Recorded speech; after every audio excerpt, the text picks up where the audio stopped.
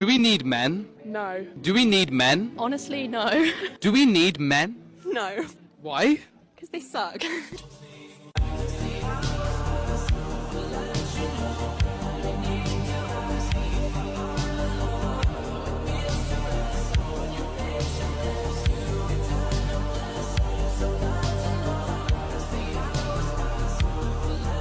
Fellas, if you're tired of the games, the double standards and the system stacked against you, you're in the right place. We're talking about men going their own way, choosing freedom over frustration. By the way, you're watching all this and you still haven't subscribed? Seriously. You're here agreeing with what I'm saying but can't even hit that button. If you're tired of the same nonsense and want real talk, subscribe right now and hit the notification bell so you don't miss a thing.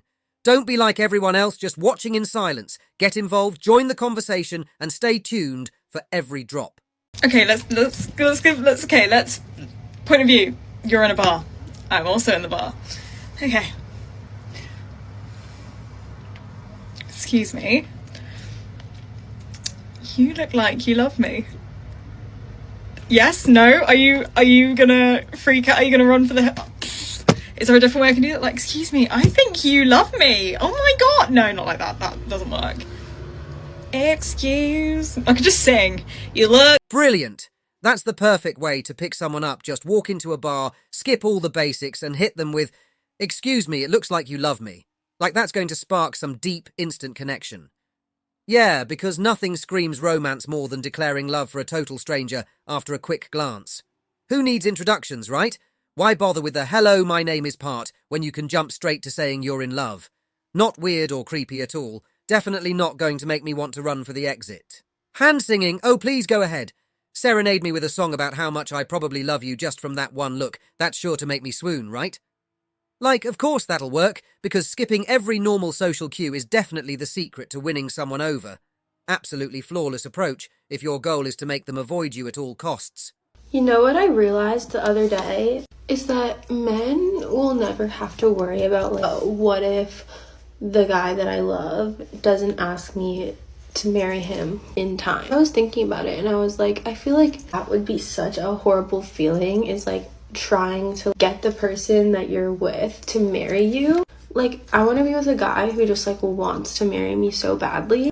Like, I never want to be in a situation where I'm like, okay, the clock's ticking, are you gonna pop the question? That would suck so much. And like, honestly, as much as I try to deny the fact that like there's a timeline, it is a fact that as a woman, your fertility decreases at the age of like 35. It breaks my heart to see girls who have literally had so much time wasted. Yeah, I'm sure it does, but let me help you get to the point, because you started your own video with what to do when he won't propose. It breaks my heart thinking about the fact that a guy could just like literally waste your time like that and mess things up for your future. They're gonna be completely fine because they can just find a younger girl to get pregnant. And so look out. Oh, sure, men have it so easy, right? Just roll out of bed, throw on a shirt and move on with life without ever worrying about whether someone will propose before time runs out. Must be such a treat.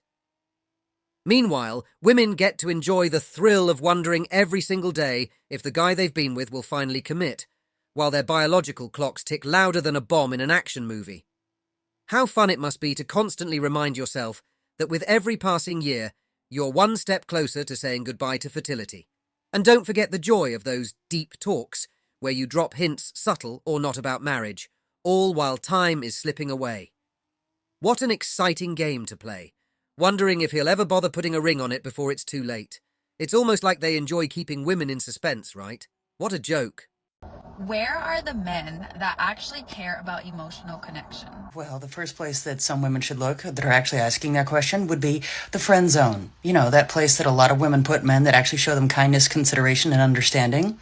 Try looking there first. Like, where are the men that actually want to build something with their person? And the second place that some of these men will be found will be sitting quietly in their homes, enjoying the peace and tranquility that comes with being single. Like, where?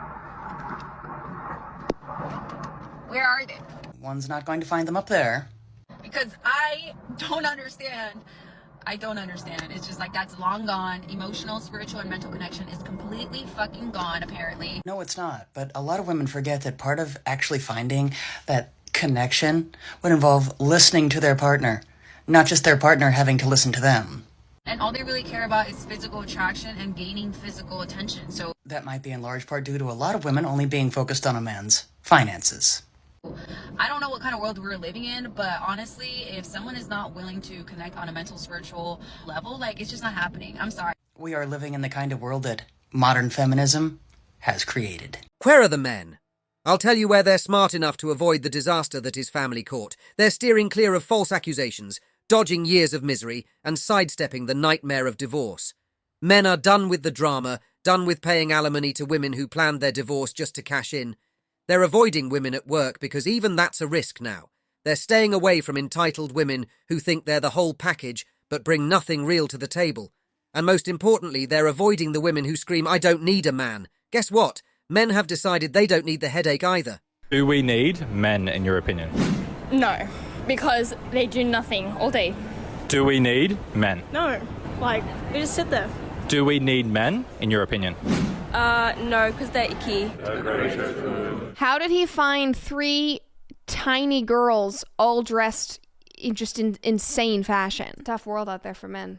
It really is, both on this and the dating side of things. Somebody said, that's the same person 3 times. Thank you. That's what I think. Somebody else said, pay attention to me. You must look at me. I require attention, whether it's good or bad attention. I do not care. Just pay attention to me. Yeah, that's why they're all dressed like that and why they say things like that. It's all for shock value. Ladies, your pickiness is going to backfire on you big time. You're out here thinking you're a 10, but in reality, you're more like a 6 to the average guy. And honestly, you'd be lucky to even be with a guy you consider a 5. But here's the thing, it's not just about the numbers. It's that feminism has brainwashed modern women into believing they don't need men at all. Take a look around and see for yourself where that's gotten you. Can please someone can explain me the reason why every time I have to talk with a guy, I'm talking whatever, we're not hanging out, we're just talking every single day because he's like in the middle of nowhere because, like it or not, I find someone that is in the middle of nowhere, really far away from me.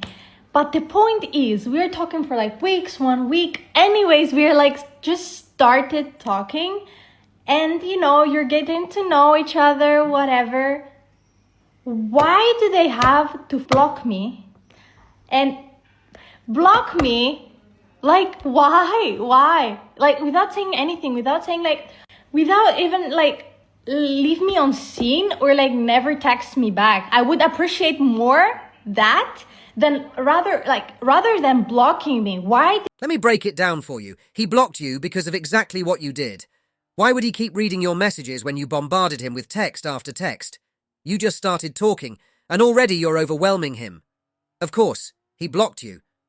It's not hard to see why you didn't come off as stable, plain and simple. You flooded him with messages and probably made him feel like there's going to be drama from the get-go. So, he did the logical thing and cut it off before it got worse.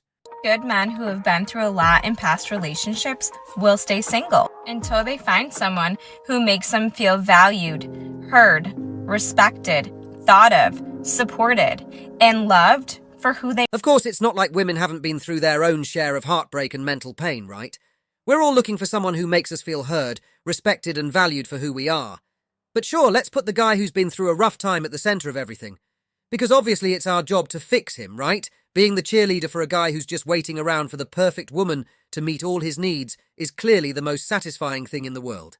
That's definitely the secret to a healthy, balanced relationship, right? Please give me a break. Single, do you feel like you're a part of a revolution that you didn't ask to be a part of? Because that's how I feel. I don't know if the coupled people know, but the single people are all very aware that we're at this critical turning point of dating where no one wants to do dating apps anymore, but we don't have any third spaces to actually meet organically, and like a huge majority of us work from home. There is not currently a modern solution to modern dating problems. Yes, people used to meet organically before the internet, but now we have the internet, and the internet has messed a lot of things up. The biggest thing being the dating customs that our parents had, because it's no longer normal to approach someone in real life. Also, situationships. We can all agree that this has to be the worst time to be single, right? Because we're done with the old, we're done with the apps, but we're not in the new yet. We haven't figured out how are we going to meet each other. We're not there yet. Or if you guys know, People love to say, if it ain't broke, don't fix it. But guess what? Everything is broken now, and the answer definitely isn't, we have the internet, so use it 24/7. Just because it's there doesn't mean you need to be glued to it non-stop. The truth is, it should be easier to fix the problems we're facing, especially when it comes to the internet. Here's the kicker. If even 10% of the people who are constantly whining about the issues actually stopped complaining and did something to fix them, we wouldn't even be having this conversation. But no, it's always easier to moan about it than actually take action and make a change. That's the real problem. 3 things I learned after losing my boyfriend. Number 1, listen to each other. Francesco used to always say to me, when you get in my car, acknowledge me. Don't be on your phone. Give me a kiss when you see me. And I used to get annoyed. Like, what's the big deal if I'm on my phone? I see you every day. All he wanted was acknowledgement. And for me, I was stubborn. I wanted to do what I wanted to do. For what? Why couldn't I just respect him and just do what he wanted me to do? Which didn't take much. Now I would do anything for that kiss. Listen to each other. Sometimes it's not that hard to make each other happy if you pay attention. Number 2, be okay with saying, hey, I'm sorry, I was wrong. Put your pride and ego aside. If you're wrong, admit it. I think it's pretty empowering to be wrong. Being wrong is a good thing. It's how you learn, it's how you grow. Show the person that you acknowledge that you could do better. It'll get you really far in the relationship. Number 3, don't fight over stupidity. Literally sit down when you get upset and weigh out the options. Weigh if it's like worth the fight. Sometimes it's not. Sometimes things are just like a quick conversation and that's it. To blow things out of proportions, life is just fucking short. And if there's anything I learned, it's that. Spend more time enjoying each other, because you guys deserve that. Women always complain there are no good men left. But the truth is, they're the ones who made their bed. They've spent years focusing on themselves, their careers, and their independence. And now that they're hitting a wall, they can't accept the reality of their decisions. Instead, they pour themselves into work, whining about how men don't measure up to their ridiculous standards. Let's be clear. Women choose this lifestyle. So they either need to accept the consequences or start treating the good men they can still find with respect. Here's the deal. If they refuse to settle, they'll end up alone. They can't find a man better than them. That's not men's problem. Women have no issue mocking men for their struggles. So why should anyone care if these successful women are too high and mighty to find a partner? It's not men's fault that accomplished women struggle in relationships. Hypergamy women's natural inclination to seek men who are superior to them only makes it harder for them as they get more successful. Rich women have a tougher time finding dates than average women because men don't care about a woman's wealth. Men want women who are feminine, supportive and attractive, not some boss lady trying to challenge them at every turn. Feminism has lied to women, making them think they can act like men and get the same results in the dating market.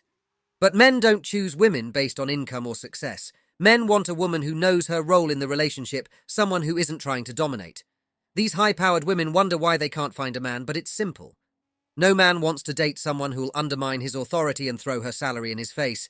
Even the most successful men prefer women who are more submissive and supportive. Women think climbing the success ladder will give them more options, but in reality it works the opposite way. As women get more successful, their dating pool shrinks. And as men get more successful, their options expand. It's basic gender dynamics. Women want to date up, but there's no one above them, and men don't want to deal with women who constantly challenge them. That's why you see powerful men with low-key, supportive partners. In the end, it's not rocket science why men avoid these high-achieving women. Men have standards too, and when it comes to dating, successful men are looking for someone who brings peace, not constant competition. Power and leverage are key in relationships, and without it, women won't respect you. That's why the men who have power and money don't need to chase women. They know the women will come to them. So if these career-driven women want to attract the right men, they need to understand the natural dynamics between men and women and stop expecting men to care about their resumes. I have a question. So I think I speak for a lot of women. Where are the men that can't breathe when you talked to us? Couldn't breathe when we were touching you? When you were suffocating when we weren't next to you? Where are those men? Because we want them. We want you to not be able to breathe when we're talking to you because you're so consumed by the thought of us that you are thinking about us and suffocating when we're not next to you. I don't know, is it too much tax for it? I don't think so. Men are finally waking up and changing the way they date and approach relationships.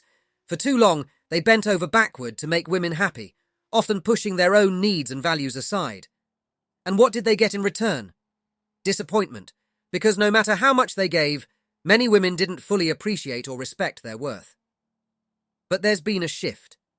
Men are no longer trying to fit into someone else's ideal or playing the game to get approval. Now, they're focusing on themselves, their hobbies, careers, and personal growth. They're done with the nonsense. Because of this new mindset, men are looking for women who will accept them as they are, without trying to change them or make them jump through hoops. They want genuine relationships where they don't have to put on a show, and the truth is, men are better off for it. I think I might be the red flag and I didn't even know this. Multiple sources now have confirmed this, and I need men to comment, because you always comment with unsolicited advice. I want your advice on this. I've been doing beauty for 15 years, right? Run a clinic, been killing it. Love it for me. Now, when I tell men what I do for work, multiple sources have been like, that's a red flag. What? We all know I'm like unhinged and a bit, in here. But I didn't know that comes hand in hand with being in the beauty industry. Apparently, what I do is a red flag. How did I not know this about myself? Maybe I'm the problem. I think I might tell people that I'm an accountant now because it's deemed as boring. And, maybe I need to do that. What? Asking for a friend, obviously. I don't know. I thought it was a good industry to be in because it shows that we will always take care of our appearances and always look good. Mind blown. Oh, is that right? Being in the beauty business isn't something I'd be worried about nearly as much as bragging online that you're crazy and about to say whatever wild thing comes to mind. And let's be real, it definitely doesn't help your case when you're out here talking about being a single mum while also proudly calling yourself crazy. Come on, you're not exactly painting a great picture. If you're tired of the games, the double standards, and men finally taking control of their lives, then hit that like button and subscribe. Join the movement because it's time for men to go their own way and focus on what really matters, yourself. Stay tuned for more content that puts you back in the driver's seat.